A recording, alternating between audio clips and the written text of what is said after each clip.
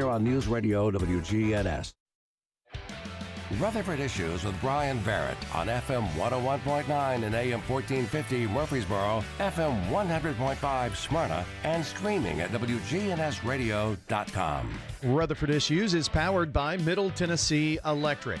United Communications is MTE's internet company, and they are serving homes and businesses throughout the mid-state with superfast and 99.99% reliable fiber internet service. Find out more at mte.com/internet. That's United Communications, fast, local, fiber.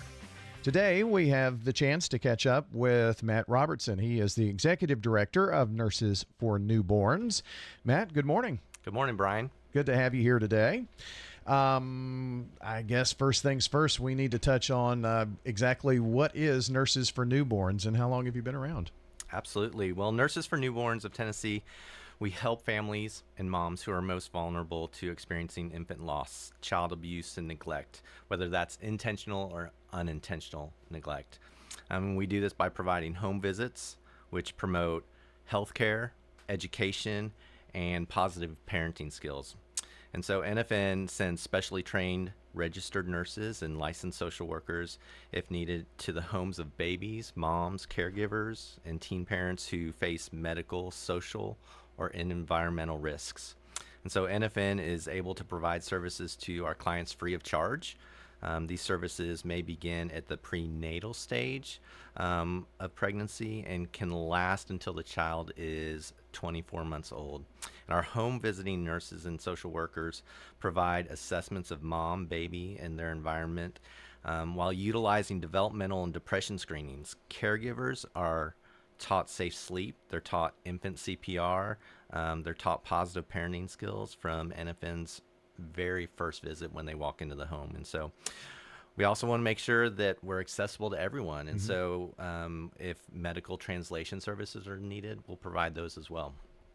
So you mentioned one term in there that I wanted to kind of come back to. Maybe you can explain a little further what unintentional neglect would be. What could some of those cases entail? Sure, definitely. So unintentional neglect would be if a mom or a caregiver doesn't have enough formula to meet it every day. And so what they'll do is they may water down that formula to stretch it. And that's not actually good for the baby because they're not getting all the nutrients that they need at that time. So it's things like that. Yeah, that makes a lot of sense. And I think neglect has kind of a negative connotation to it sometimes when you hear that word, and that's what I was really kind of thinking that it could be. So I wanted to make sure that we mentioned that. And you really work with the moms wherever they are, it sounds like, whether Absolutely. Before the baby's born or even during the process. Correct. We do. We try. The best case scenario is that we're connected with the families before the baby is born, that we're providing those services and those visits for the moms that are carrying the baby, and so that we can make sure that they're as healthy as they can be when they go into delivery. So who qualifies for Nurses for Newborn services?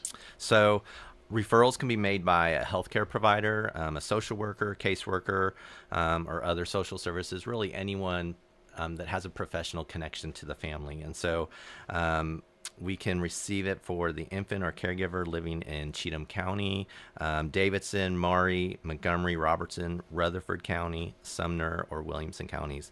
And a referral is based on if it's a medical baby, so a baby that may be in the NICU or have some kind of medical concerns pre or post birth. It also is for a mom who has any kind of mental health, substance use, or medical concern, or it's a teenage parent. And so if they are in one of those three categories, we can receive that referral for them and start providing services. So it can be a referral from really a multitude of agencies, and just about any time. Maybe the new mom is struggling with feeding, and it's several weeks in, and there needs to be some type of intervention and help there. Absolutely. And a lot of our nurses are trained specifically with breastfeeding techniques to help mom in those kind of situations as well. Now, I know it's called Nurses for Newborns, but do you have any leverage in there, or is there work with mom, because we hear a lot about postpartum depression and things of that nature as well. How does that work into what you do and making sure the family as a whole is in good shape? Absolutely. Maternal mortality is a huge thing and is increasing in the state of Tennessee. And so that is a big focus for us.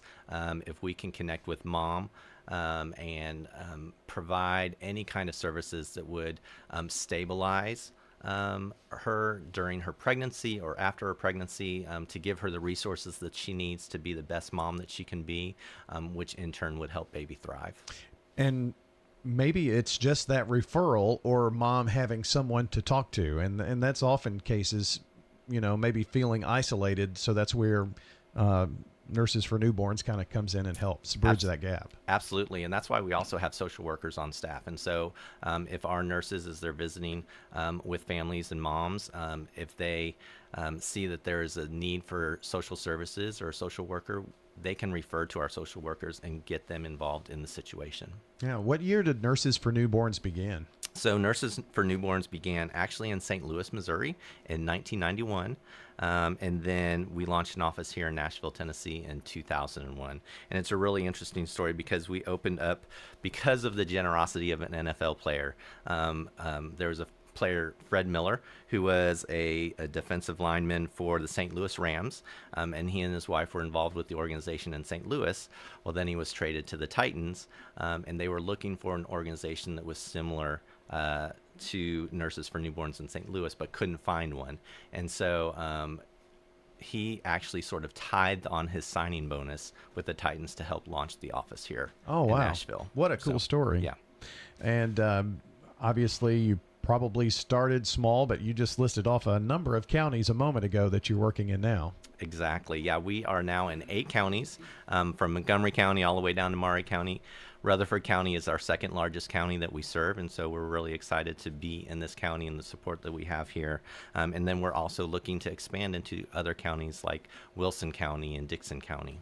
Do you have like an office here, or is this where you dispatch those that work for Nurses for Newborns? So our offices are located in East Nashville. We've been there for about 3 years now. And we've always had office space in the Nashville area, but all of our home visitors, our nurses and social workers, work remotely.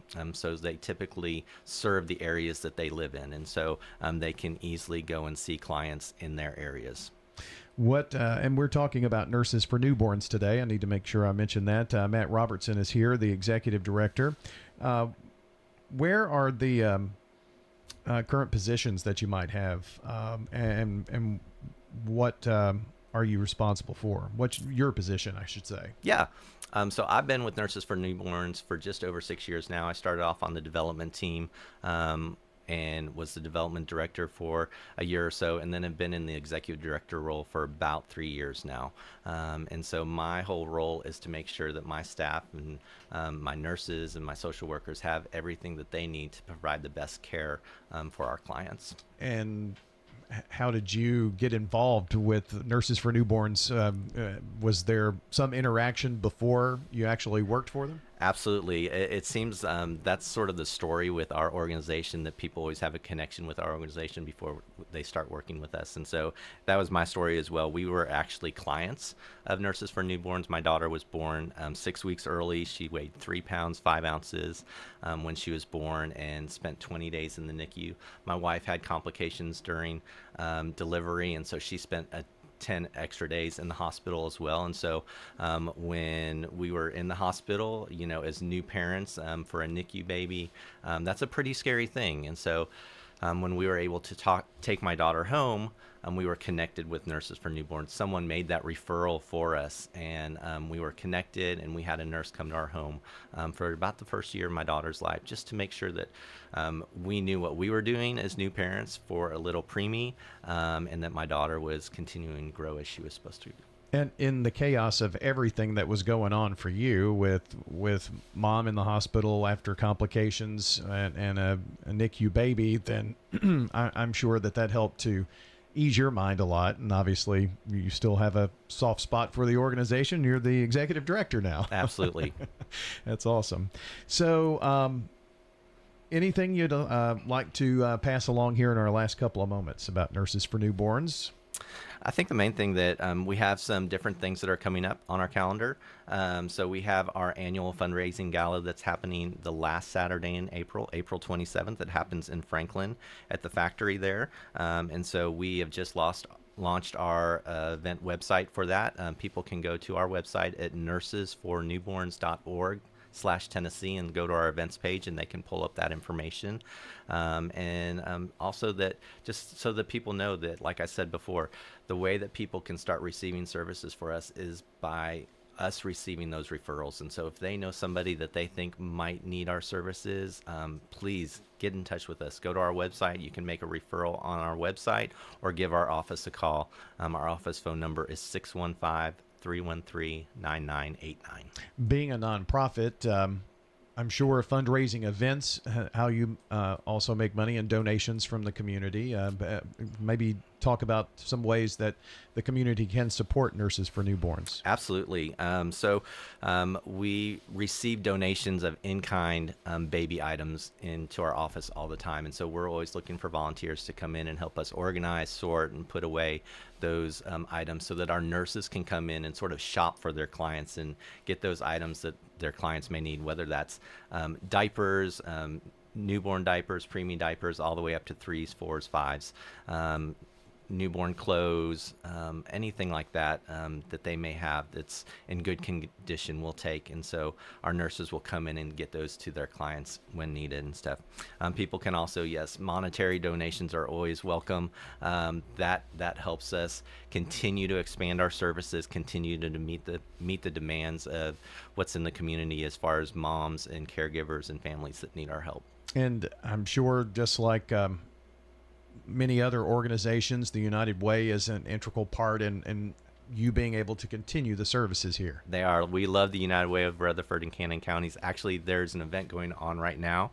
It is their baby drive that they have been working on, and it's called Baby Basics, their community baby shower, and they're actually right now putting together a bunch of bags that I'm going to go pick up after this that we can distribute to our families. Wow. Kill two birds with one stone. Exactly. With that one, huh? Right. Well, very good. Matt, thanks for stopping in today. It's been a pleasurable visit, and anything that we can ever do to help promote Nurses for Newborns, just be sure to let us know. Will do. Thank you, Brian. Absolutely. Matt Robertson joining us today, the Executive Director with Nurses for Newborns, and that's going to do it for Rutherford Issues.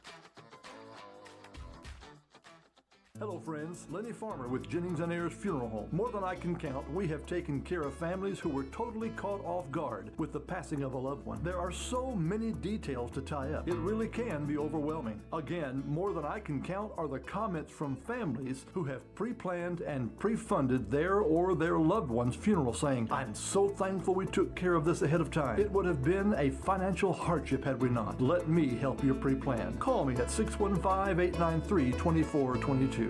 And now reading of this morning's death notices. Larry Eugene Ward, age 83 of Murfreesboro, passed away peacefully on February the 10th. He was preceded in death by his loving wife, Annette Serlene Ward. He was the devoted father of Irene Ward Yates, Diane Ward, and Kelly Ann Lacey, amazing grandfather of Gunnar Ward Lacey, Christopher Eric Yates, Alex Robert Yates, Wesley Hammond Lacey, and exceptional great